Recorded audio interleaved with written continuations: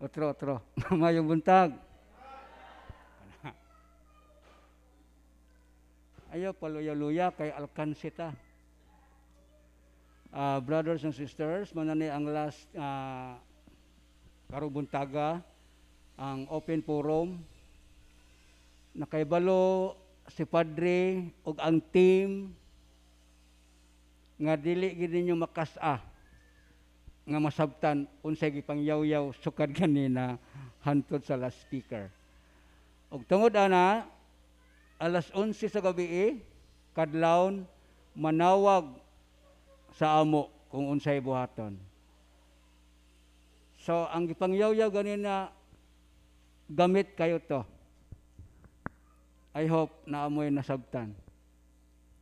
Unya aron mas masabtan pa kinahanglan gid unta mangutana. Please lang pangutana. Isulat lang brad, isulat. Kaya ron walay testimony. Isulat lang inyong pangutana. Ikaway-kaway lang unya among ako rin mo dool. Wala mo tagay papel. Dili lagi kay malangan. Unya na ang direct brad kung wala na mong pangutanag papel. Okay. Ready na ba ang tanan?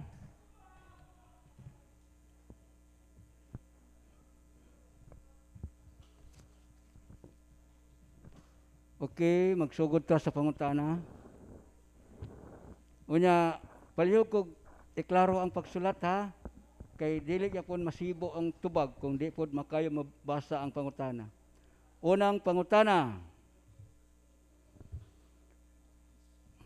Maayong buntag sa tanan, maayong buntag. Brad, unsay kalainan sa blessing sa sacramental sa ordinary nga pari nga dili exorcist o sa pari nga appointed exorcist? So, kung ang pangutana unsay kalainan sa blessing, bisan pa og dili exorcist ang maong pare, pwede niyang gamiton ang formula of blessing nga gigamit sa mga exorcist. So walay kalainan ang dapita in terms of blessing. Kung pananglit ang gigamit sa kanang pare, ordinary blessing lang, wa niya gamita ang formula nga gigamit sa mga exorcist nga diin gi-exorcise una ang butang usa gi-bless. Ang kalainan lang ana ang formula sa blessing. Pero wa na magpasabot nga wa ma-bless ang maong item. Na-bless siya pero lagi kanang tungod kay ang intention lahi pod ang intention. Kay ang intention sa blessing sa exorcism, ang intention sa simbahan is specific. Mao na nga kay labi nag holy and exorcised water tungod kay ang intention ana pagpalayas man sa yawa, mao na kung gamiton na siya nga exorcised water sa usa ka tawo nga possess, muriak gyud og taman ang possess ana tungod sa intention sa simbahan. Pero wa na magpasabot nga katong giblesingan sa pare nga ordinary nga blessing dili to makapariak og yawa. So magkalahi lang ang formula sa blessing ug ang intensyon sa pag-bless. Pero pareha silang sagrado. Pareha silang magamit o epektibo. So mo na nga wala untay discrimination ang dapita kay dili po nato ma-blame ang ubang mga pare tungod kay daghang mga muangkon ang mga pare gani ang ato mga exorcist moingon sila nga sa pag-eskwela pa nila sa seminaryo wala gitudlo sa ilaha ang demonology. Mao na nga kay why demonology di ikatinga nga dunay mga pare nga dili wa sila kahibaw-an ang dapita. Pero wa na magpasabot nga invalid ang ilang blessing. Mo titubag. Okay, dugang pangutana. Maay nganong Brad, nganong kaming mga first time need mangyod mo attend og katikisem. Dili di ay mi makadretso kang padre. Layo ra ba ang among lugar? So ingani naatay proseso nga gisunod. Ug atong isamari ang opening sa yawa, nganong ang yawa makasud sa kinabuhi sa tao sa duha ka paagi. Di ba upat man to ka opening gingon ni Bro Eugene. Ug ato pag itong isamari, makasud ang yawa tungod sa true sins and ignorance. Makasud ang yawa kung ang usa ka tawo naa sa state of sin o ikaduha pwede niyang atakihon ang tawo nga ignorante. So nganong daghan man natong Katoliko ignorante tungod kay ganong dili pure ato pagtuo tungod kay lack of knowledge. So mo na nga kinahanglan ang atong pagtuo motubo, ma-purify mao nang tagaan tag catechesis. Unsa ang opisyal nga panudlo sa simbahan para ta ma-cure nato ang pagka-ignorante.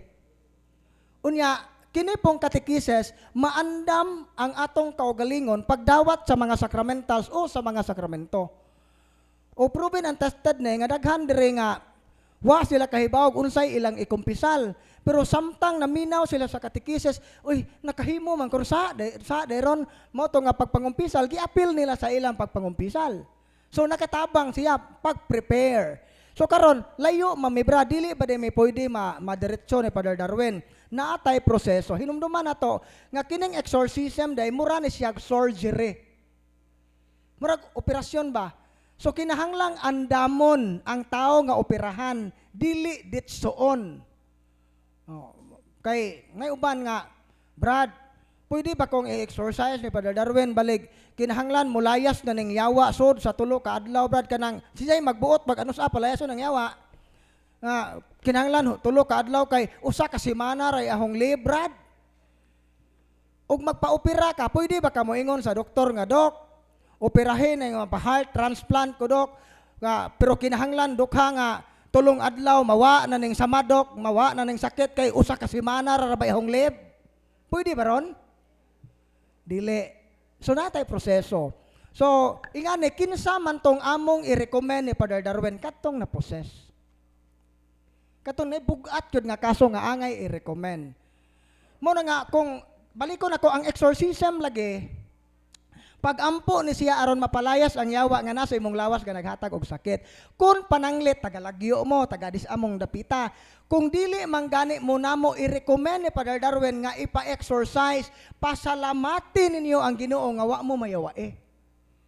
Ayaw mo kahiubos nga wa man ko gi-exercise, sama ra nga gaampo kag mayawaan unta ko Ginoo kay aron ko maampuan ni Father Darwin. Nganong i-exercise man ka og wa mayawae. Pero kung gusto gyud ka nga ma-anointing ni Padre, walay problema. Nganuman, katong mga masakiton si Father Darwin mangunay anointing of the sick. Katong nay mga problema, katong way mga grabe nga sakit, katong anointing of senses, exorcism of senses, kitang tanan makasinati ana. Pero ang exorcism gi-reserve na sa klarong nayawaan. Pero kung nangandoy jud ka nga ma-exercise, kinahanglang makomply ang requirements, kinahanglang nayawaan ka. Okay? Mao to itubag sa pagutana. Okay, daghang salamat Brad sa tubag. Dugang pangutana, Brad, unsay kalainan sa natural illness, preternatural illness, kay matud nila halos pareha ra kuno ang sintomas. Yes, tinuod halos pareha ang simptomas pero dili pareha ang cause. Ang natural illness na ay natural nga hinungdan nganong nasakit ka. Ning hubag ang atay kay kusog mo sigarilyo, kusog mo tagay, abusado sa lawas, mao na nga sample na high blood kay giingna na sa doktor nga adyaw kanang naay higop og mantika, adyaw nakakaog baboy, tambok ilambar mga litson na buwa tumabag kumaon, why disiplina. So mao na nga na stroke, natural ang hinungdan. So kasagaran sa mga natural illness, dunay natural cause. Pero ang preternatural illness, may ka-preternatural, ang ugat tinupdan sa maong sakit, iya sa yawa. Mao na nga kung ang usa ka tao giatake sa yawa, bisan pa og muadto ka sa mga espesyalista nga doktor, tanang laboratory, negative ang result ana. Ning adto na kag psychiatrist kay gipatan-aw na tog naa ba kay psychosomatic or naa ba kay somatic symptom disorder. Ang psychiatrist o psychologist ning ingon normal ra ka. Pero naag kay gibati nga sakit nga klaro tong masakiton ka, posible ang imong sakit preternatural. So ang preternatural nga sakit dili makatabang ang doktor niya, dili jud matangtang sa doktor. Although makatabang pero di makatangtang. Makatabang lang pag-probe nga wa kay sakit, wa koy nakitang simptomas. Dako imong tiyan pero negative ang tanang laboratory. So anang panahona kinahanglan natang moduol og exorcist. Kay ngano man ang makapaayo sa preternatural illness mao ang exorcism or deliverance. Pero usahay magkuyog ang duha. Ang atong natural nga sakit, sakyan og preternatural labi na gyud kung kusog ta mo patambal og albularyo. Natural ra unta tong atong kanser. Unsa kay ning adto man tag albularyo kay nagtuo tag makaayo to nasakyan og yawa ang kanser mao nang ning samot kabugat. Pero mo na human sa exorcism mapalayas ang yawa pero magpabilin ang sakit kinamay natural nga sakit. Mao nang iadto na sa doktor. So mao na usahay magkuyog ang natural o preternatural.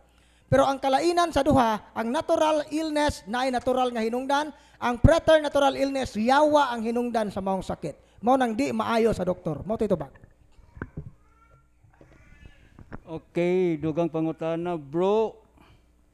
Sa una, sa among tambalan, murusita og mga tambal. Like mustigyor, mustigyor pangpatulog. Night time nga na-insomnia ko.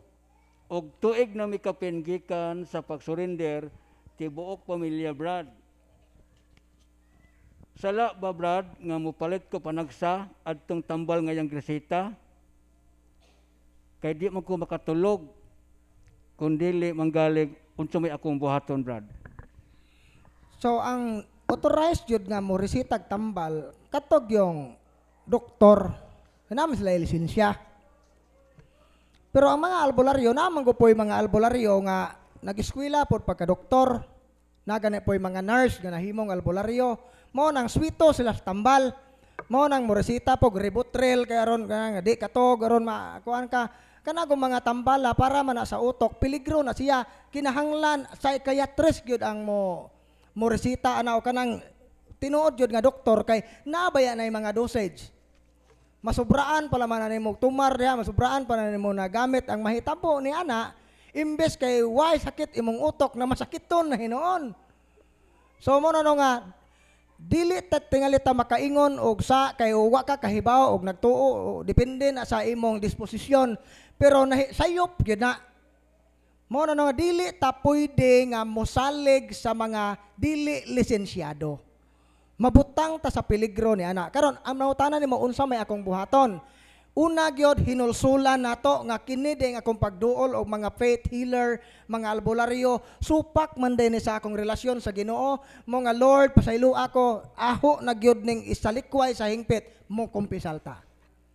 Then renouncement, na prayer pronouncement nga atong himuon nasa handbook, verbal renouncement nga agi og pagpadayag nga sa hingpit ako nang gisalikway kining tanang pagtuog buhat nga iya sa kangitngit. Then ni naman mo prayer of deliverance. Pwede mo continue sa self-deliverance. So mo na angay ninyong himuon. So ayaw mo kabalaka og wa man ganito'y side effect, matawag na to nga why dautang epekto tong mga tambal nga imong gipangtumar. Salamat sa Ginoo nga wa sakya sa yawa tong pagtumar nimo nga mabuang na hinuong kag dajon bisag di wa ta kan nabuang. So mo na pasalamating Ginoo kayo. Unsa nga paagi nga ang Ginoo atong mapasalamatan sa tanang mga kaayo, importante gyud nga kinahanglan natay regular nga pagtambong sa santos nga misa. Mao to itubag.